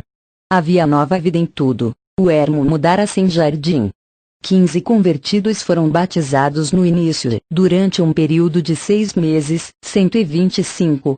A maior parte do tempo, durante o ano, tive uma grande luta para continuar a fazer o que resolvera. Não estou acostumada a esforçar-me todos os dias e acho difícil gastar a melhor parte do dia em oração e no estudo da Bíblia.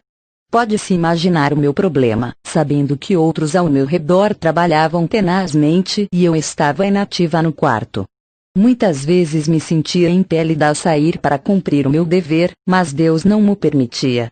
Sua mão me segurava tão certamente como qualquer mão humana e eu reconhecia que não podia ir, porque não estava preparada. Faz poucos dias que senti isso novamente e parecia que Deus me repreendia dizendo: "Qual é o fruto que tens e por que agora te sentes envergonhada?"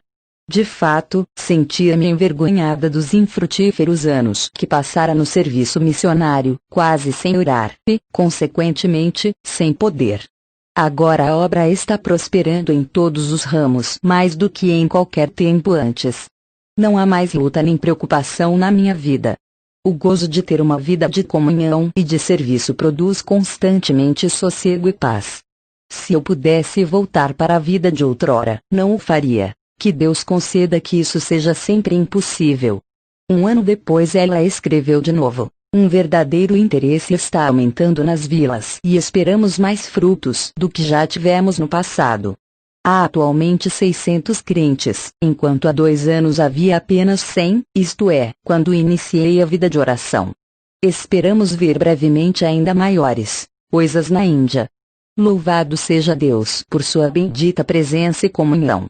Anos depois, certo pastor de uma igreja em Illinois escreveu: com a morte de João Ide, perdemos um valente e nobre irmão, que, não somente cumpriu a tarefa do Senhor em terra longínqua, mas, também, nos inspirou.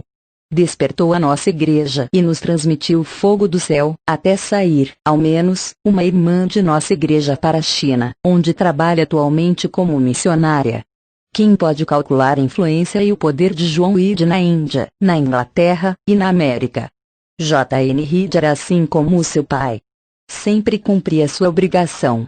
Cumpria-a, não com ostentação e alarido, mas com um propósito inalterável, mesmo se isso lhe custasse a vida. Parece que Deus queria que isso lhe custasse a vida. Na última carta aos colegas do seminário, ele escreveu: durante os últimos 3 anos Deus está concedendo conversões e batismos todos os dias, mais de 1000. Durante os últimos 2 anos, não há um dia, se nos guardarmos puros perante Deus, que Ele não nos dê conversões. Os que a muitos ensinam a justiça refulgirão como as estrelas sempre eternamente. Não há coisa alguma neste mundo que tenha valor, a não ser procurar e salvar o que está perdido. Outra missionária, em A Luta e a Vitória de uma Moça Americana, relata o seguinte: em nosso quarto, na Índia, pendurei um quadro representando um morro escalvado, com apenas algumas moitas de capim aqui e ali. Bem em cima do morro havia uma árvore solitária com quase todos os galhos de um lado inteiramente levados pelo vento e os do outro lado deformados. Embaixo no quadro encontravam-se as palavras: fica firme apesar de não achares mais razão para ficar firme. A essas palavras acrescentaram o seguinte versículo: ficou firme como quem vê aquele que é invisível. HB 11:27. Uma querida jovem, ao ver o quadro, disse-me: Mensaíbe, este quadro, para mim, é o seu próprio retrato. Deus cortou, também da sua vida, galho após galho e paulatinamente foi removendo os fundamentos terrenos. Essa moça, comparada assim a uma árvore sem galhos, saíra animadíssima com seu marido para a Índia, e os dois passaram o primeiro ano contentíssimos. Então apareceram as negras nuvens. Deus deu-lhes um filhinho e, depois de alguns meses, o retirou para si. Desde o início o marido pedia a Deus que o enchesse com o Espírito Santo a qualquer preço. Mas ela não orava como ele. Depois da morte da criança, porém, ela uniu-se ao marido nessa súplica, mas, ao levantar de cada oração, ela acrescentava: oh! Como receio o preço! Então o marido caiu em febre. Ela suplicou e orou fervorosamente e pediu mesmo que o Senhor o curasse. Mas ele faleceu.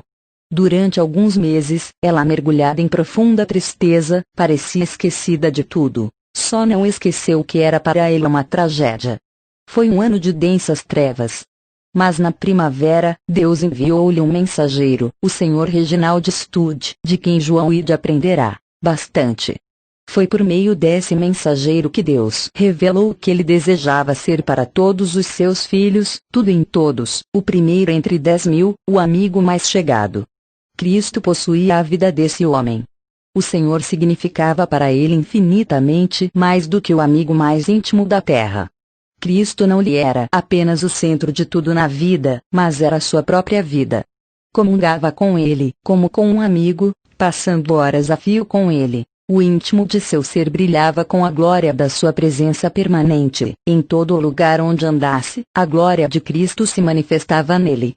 Não muito depois de conhecer esse mensageiro de Cristo, ela escreveu: por escrito, consagrei-me a mim mesma, a meu filho, nascido logo depois da morte do seu marido, e a tudo o que tenho e tudo o que hei de ter ao Senhor, para lhe pertencer para todo sempre.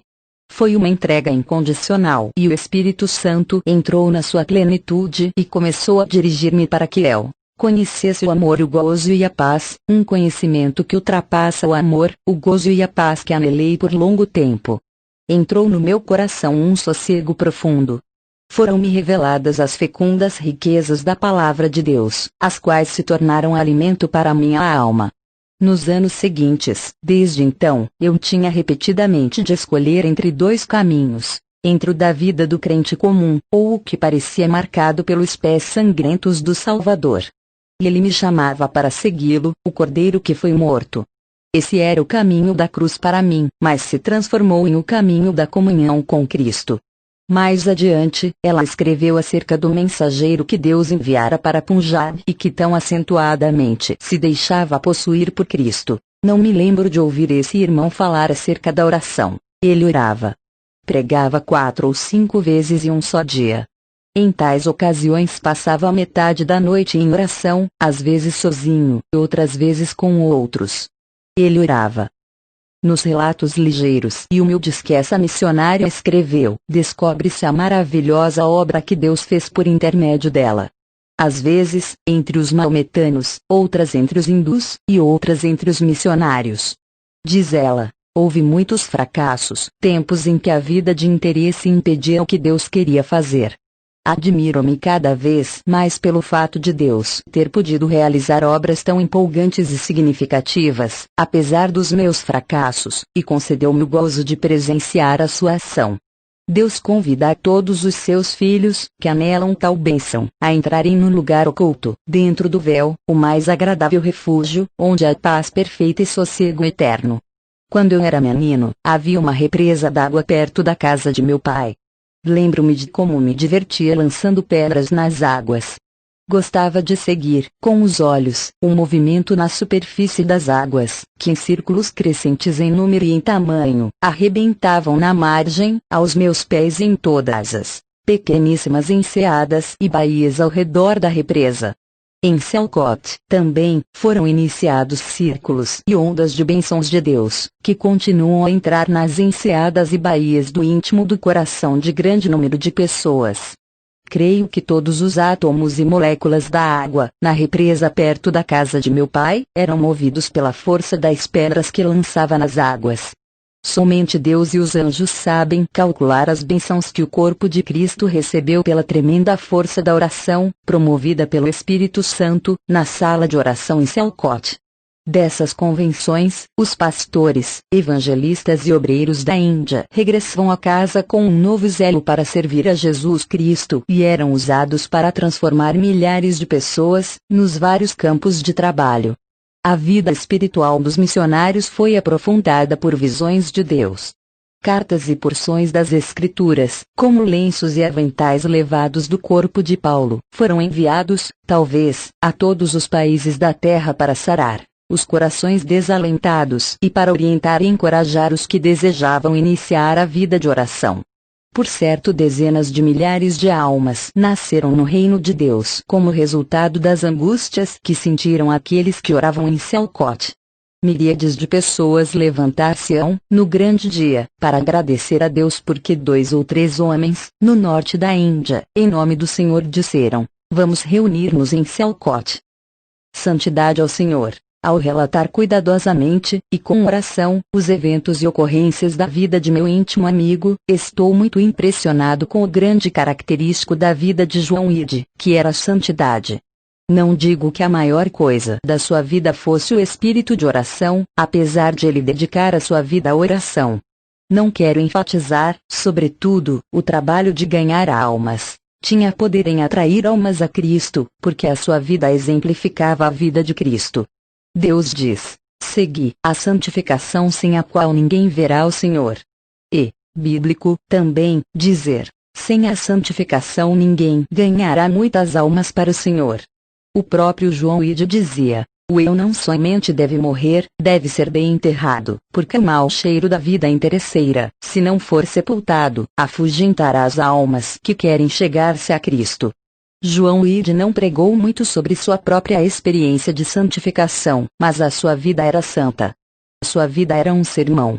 Não falou muito acerca da oração. Ele orava. Sua vida era um testemunho do poder do sangue de Jesus para nos purificar de todo o pecado. Acrescentemos aqui os testemunhos que recebemos de várias pessoas. Poderíamos multiplicar esses testemunhos da santidade desse amado servo de Jesus Cristo, o homem de oração. Citaremos um trecho de uma publicação do bispo de Oxford sobre a santificação. Não existe um poder tão irresistível como o poder da santificação pessoal. Falta ao crente, às vezes, a oportunidade de exercer seus dons, ou muitas vezes, os seus esforços são mal entendidos, mas o poder espiritual da vontade consagrada não precisa de oportunidade e pode entrar onde as portas estão fechadas. Nos múltiplos embaraços da vida humana, não há força que opere tão ininterruptamente como a misteriosa, despretensiosa e silenciosa influência que emana da pessoa que não procura seu próprio interesse. Assim se explica o mistério do poder e da grande influência de João Ide. Multidões foram constrangidas a cair de joelhos pelas orações que pronunciou, quando cheio do Espírito. O seguinte é extraído de uma carta recebida por uma irmã de João Ide. Se já existiu um homem de Deus, que se negava a si mesmo e se dedicava ao serviço do Mestre, meu irmão era esse homem. Assim disse um crente da Índia. A maravilhosa espiritualidade de João Ide foi por algum tempo tão excepcional, que todos os que a presenciavam, ficavam admirados. As seguintes palavras são de um missionário à Índia. Sentimos profundamente a sua saída, especialmente, os crentes da Índia a sentem. Foi um dos maiores homens de Deus que já conheci, e sua vida foi de incalculável influência. Um colega, que estudou com ele, escreveu: nunca houve santo na igreja mais santo do que ele. Deu verdadeiramente a sua vida para Cristo e para a Índia. Outro missionário da Índia escreveu: na sua vida de oração descobria-se que era possuído por Cristo. Conversava com Cristo da mesma maneira como se conversa com um amigo, passando horas com ele. O íntimo de seu ser era iluminado pela presença permanente de Cristo. Em todo o lugar onde andava, o povo via Cristo. O seguinte foi publicado no Indian Witness. Tinha uma influência prodigiosa na Igreja da Índia. Seus sermões, na última convenção em Sialkot, produziram profunda impressão. O povo apreciava os seus discursos em Urdu, Punjabi e em inglês. Era sempre a sua vida de santidade que dava poder à sua mensagem para produzir fruto. Ainda outro missionário da Índia escreveu: chegou a ser fiel profeta de Deus. Era homem que falava verdadeiramente por Deus. Homens cultos passavam horas a fio embevecidos ouvindo a sua maravilhosa exposição das verdades que o Espírito Santo lhe ensinava na palavra de Deus. Sua palavra era de profeta, sua vida era santificada pela verdade. Certo jovem hindu disse a um missionário: olhe, o Senhor Ide para mim como Deus. De fato, apesar de o hindu não o compreender, João Ide exemplificava a vida de Deus. Cito o seguinte que João escreveu a sua irmã, enquanto ainda em Clifton Springs, NY, com data de 27 de outubro de 1911. Estou ainda acamado, mas descansando e passando muito tempo em intercessão. As oportunidades aqui de ganhar almas para Cristo não são poucas. Como o brilho da santidade iluminava todas as palavras e atos de Jesus. É verdade, querido João, nós acrescentamos com reverência, como o brilho da santidade iluminava todas as palavras e atos de João Ide. O Salmo 22. Sou grato a Deus pela exposição e comentário, conservados em uma carta escrita à irmã de João sobre esse maravilhoso salmo messiânico. Estou apresentando todo o texto, onde ele fez apenas as referências aos versículos. Modifiquei um pouco a disposição, mas as notas foram escritas pela própria mão de João Ide. Salmo 22, 1, 2. Deus meu, por que me desamparaste? Por que estás afastado de meu auxiliar e das palavras do meu bramido? Deus meu, a ti clamo de dia, porém não me respondes. também de noite, porém não acho descanso. Nota: Davi, no tempo deste salmo, passava por uma profunda e terrível provação e orava, ou mais propriamente, estava em agonia. Era uma experiência tão real e tão horrível que lhe foi revelada a oração de Cristo. Jesus, na profunda agonia e desolação da cruz, usou as palavras desse primeiro versículo. Parece que Deus lhe respondeu: somente por um momento escondi-te o meu rosto, mas com eterna ternura te socorrerei. Encontram-se nesses versículos os sofrimentos dos perdidos e a vitória dos salvos. O Espírito de Cristo em Davi presenciava vividamente os sofrimentos de Cristo e as glórias que o seguiram. Essa oração, do versículo L, é o clamor, a voz dos sofrimentos do inferno, mas emitido por uma pessoa que tem o louvor dos céus no coração. Versículos 3 a 5, contudo tu és santo, entronizado sobre os louvores de Israel. Em ti confiaram nossos pais, confiaram e os livraste. A ti clamaram, e foram salvos. Em ti confiaram, e não foram envergonhados. Nota: esse homem que assim orava era um judeu, portanto, disse: nossos pais. Versículos 6 a 8, eu, porém sou verme, e não o homem, opróbrio dos homens é desprezado do povo. Todos os que me veem, zombando de mim, arreganham os beiços, meneiam a cabeça, dizendo: entrega-te a Jeová. Que ele te livre, visto que nele tens prazer. Nota: aqui Cristo está tomando o lugar dos pecadores e suportando o que cai sobre ele na cruz do Calvário. Está aceitando o lugar e o opróbrio dos pecadores, apesar de ele mesmo estar sem pecado. Versículos 9 a 11. Tu, porém, és quem me tirou da madre. Fizeste-me confiar, estando eu aos peitos de minha mãe, tu és meu Deus. Não te alongues de mim, porque perto está a tribulação, porque não há quem acuda. Nota: aí está a confiança. Fizeste-me confiar, ele diz, meu Deus, mostrando que tinha o direito em si mesmo de esperar socorro.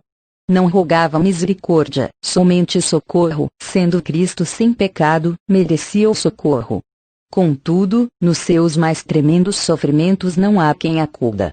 Versículos 12 a 15. Muitos touros se acercaram de mim, fortes touros de Bazã me rodearam.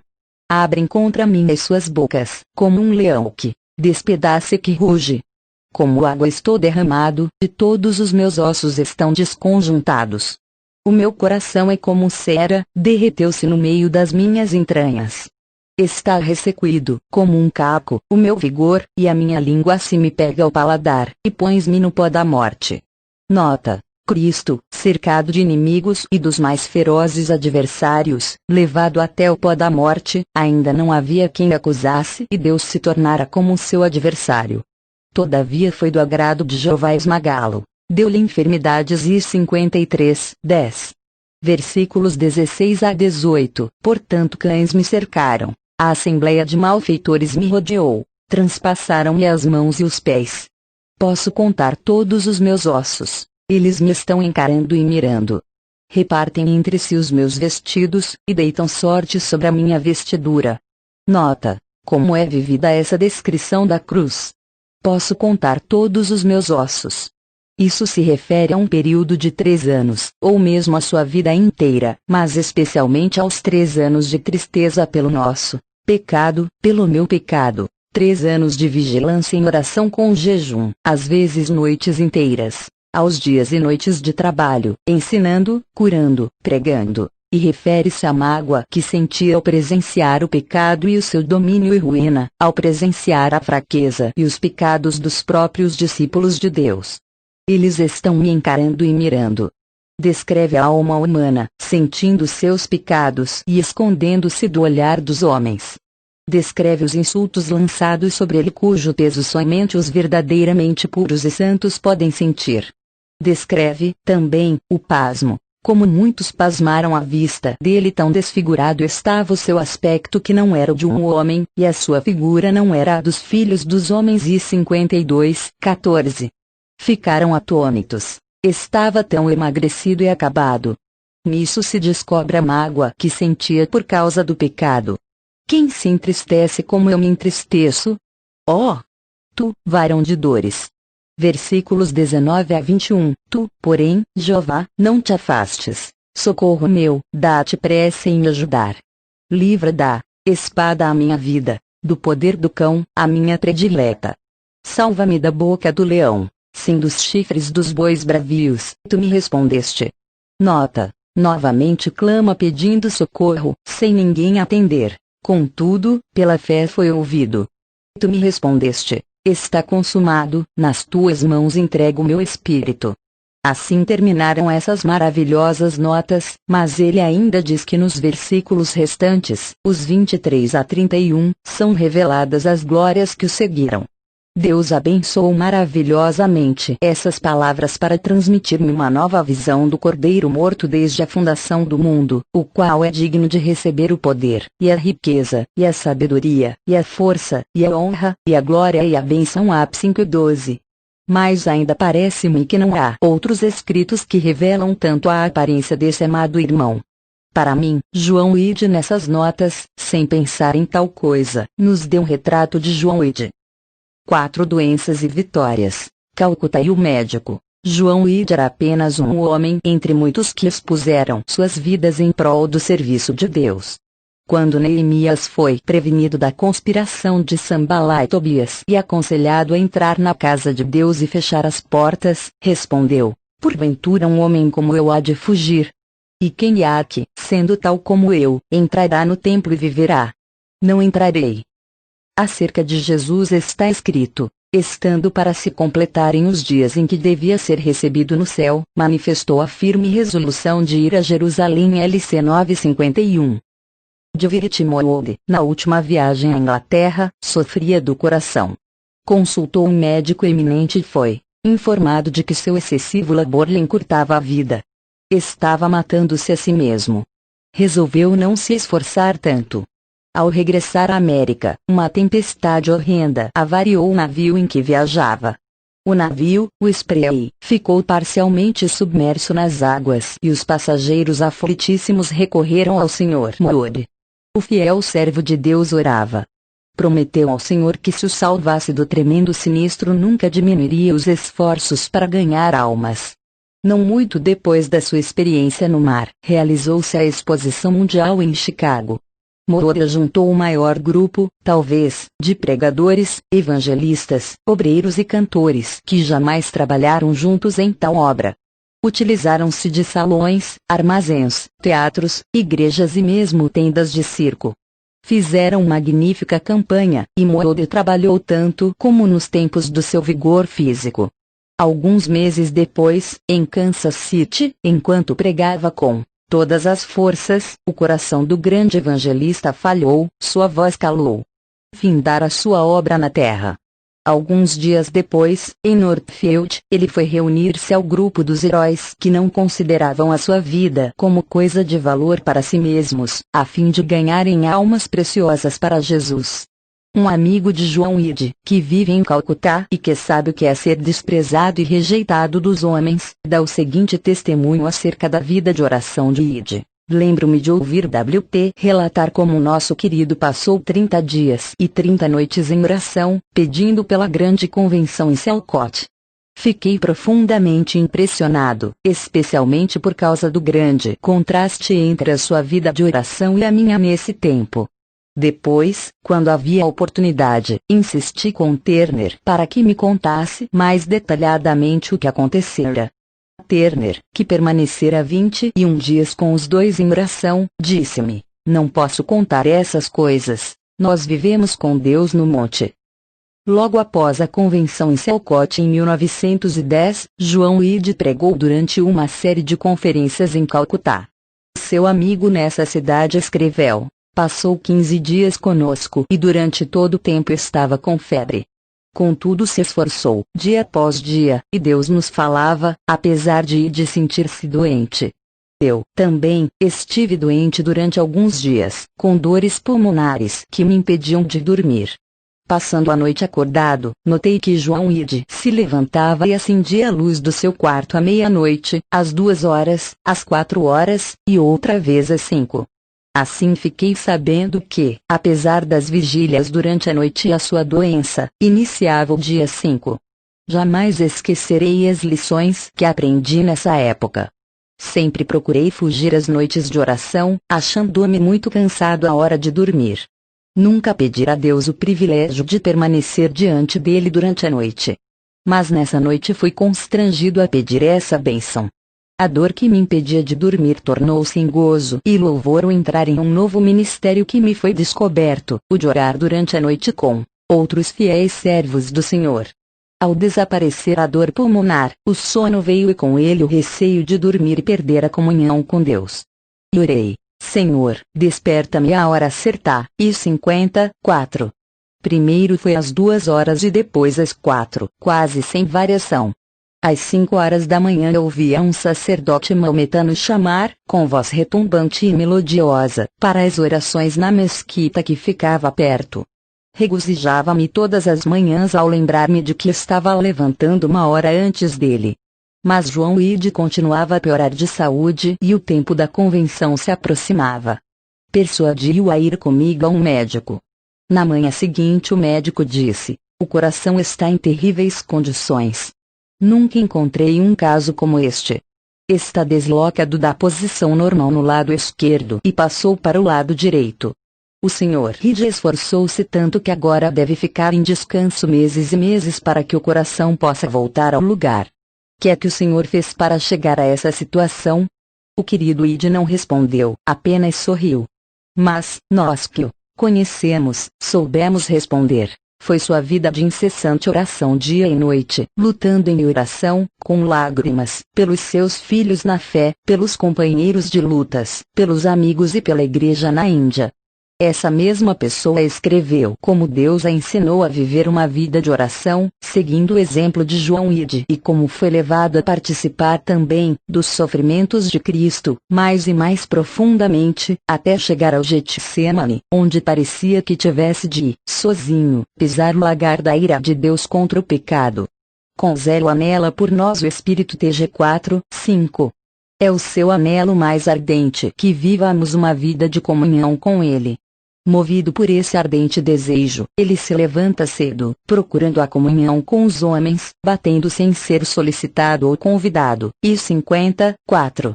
Quanto mais aceita a comunhão, se está solicitado ou convidado. Esse fato porventura não torna a oração matutina indizivelmente preciosa e gloriosa. Ele procura a comunhão conosco porque é o seu direito e a nossa bênção. Anela entrar em comunhão ao iniciar-se o dia. Ele deseja que lhe reservemos a melhor hora do dia. Se tal privilégio nos pertence, não devemos nós cultivar essa amizade.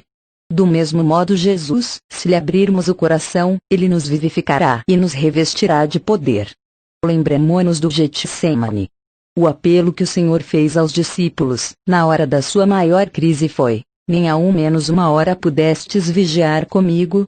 O apelo, apesar de ser repetido 3 vezes, caiu em ouvidos surdos, porque o inimigo os venceu por meio do sono. Ainda ouvimos o Cordeiro sobre o trono, em pé, como se estivesse sido morto, rogando ainda, e agora, nesta época crítica para o mundo, e para a igreja, nem ao menos 1 hora pudestes vigiar comigo? A renovação da igreja dependerá da renovação de nossa vida de oração. Os poderes do mundo vindouro estão ao nosso dispor se queremos reservar algumas horas para essa comunhão com o Senhor, o que é seu supremo e ardente desejo. E o amigo de Calcutá conclui: temos ouvido de mártires que foram presos e finalmente mortos. Mas, porventura já ouvimos de alguém que se tenha dedicado ao ministério da oração de tal modo que isso o tenha levado prematuramente à sepultura? Não, amigo, responde outro irmão na Índia, não foi uma sepultura prematura, foi a sepultura de Jesus Cristo. João Ide gastou sua vida, calma e deliberadamente, na Igreja de Deus na Índia. Quem quer seguir o seu exemplo? Na Inglaterra novamente, a visita a Calcutá ocorreu no outono ou inverno depois da Convenção de Selcott em 1910. Na primavera do ano seguinte, março de 1911, ele iniciou a viagem de regresso ao lar e era, como disse o médico, um moribundo. Não fazia 20 anos que saíra para a obra na Índia, no outono de 1892. Mas certamente eram 19 belos anos.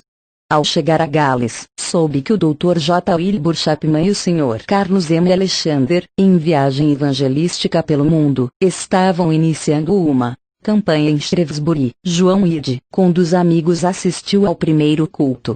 Acerca dos cultos, certo amigo escreveu no terceiro dia: regozijamo-nos imensamente nas reuniões, mas reconhecíamos que havia um grande impedimento. Sentimos isso especialmente na reunião dos ministros. Vimos, então, que o espírito de súplicas tinha caído sobre João Ide. Foi evidente, aos que o conheciam, que o peso da responsabilidade que sentia sobre o coração era enorme. Percebíamos isso pelo aspecto dos olhos, pelo semblante compassivo, a falta de apetite e as noites que passava sem dormir. O Dr. Chapman escreveu numa carta: Deus, em todas essas longas viagens ao redor do globo, está, na sua graça, constantemente ao nosso lado, ensinando-nos muitas coisas, que nos aumentam grandemente a fé. Primeiramente, mais do que nunca, cremos que a Bíblia é a autêntica palavra de Deus.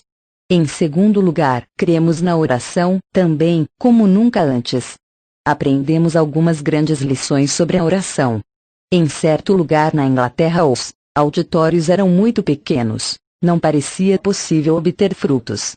Mas fui informado de que chegara um missionário da América e que estava resolvido a orar até que Deus derramasse a sua graça sobre a obra. Ele é conhecido como o homem que ora. Logo houve uma grande transformação nas reuniões. O templo ficou repleto de ouvintes e, em resposta ao apelo, 50 homens se entregaram a Jesus Cristo. Ao sair do culto eu pedi a Ide que orasse por mim. Ele foi comigo para o quarto, trancou a porta, caiu de joelhos e ficou quieto durante 5 minutos, sem pronunciar uma palavra. Ouvi o meu coração bater e palpitar. Senti as lágrimas quentes correrem-me pelas faces. Reconheci que estava na presença de Deus. Então, Ide, com o rosto levantado e as lágrimas rolando pela face, suplicou: "Oh, Deus!" Passou mais 5 minutos, pelo menos, calado. Então, quando estava certo de falar a Deus, colocou um braço sobre o meu pescoço e subiram do íntimo do seu coração súplicas, tais que eu jamais ouvira. Levantei-me sabendo, pela primeira vez, o que é orar realmente. Cremos que o poder da oração é sem limites e o cremos como nunca antes. O Sr. Carlos M. Alexander relatou a Maria, irmã de João, outros acontecimentos durante essas reuniões. Não foi somente o Dr. Chapman que orou com João Ide, mas também o Sr. Alexander. Os três passaram quase o dia inteiro juntos, tratando do problema das reuniões. Depois os outros que auxiliavam na obra foram chamados e passaram longo tempo em oração. Então foi que o Espírito se manifestou nas reuniões com tanto poder que todas as barreiras foram demolidas e pecadores começaram a clamar em todos os cantos do templo, pedindo misericórdia. João Ide tinha um co-intercessor, nesse tempo, o Sr. Davis, da Liga de Testamentos de Algibeira.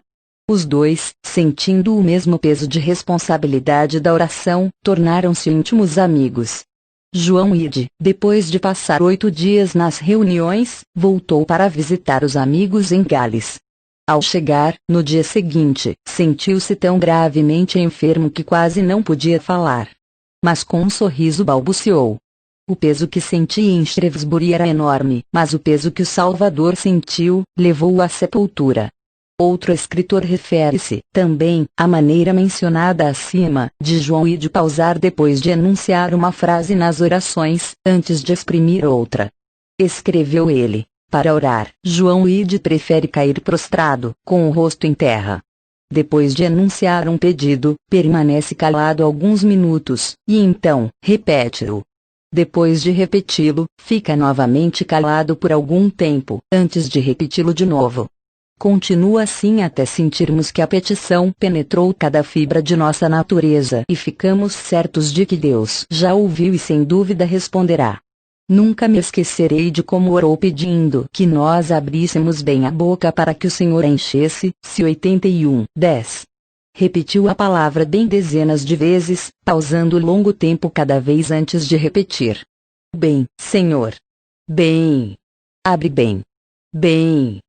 Sentimos profundamente o poder da intercessão, ao ouvi-lo dirigir-se a Deus. Oh!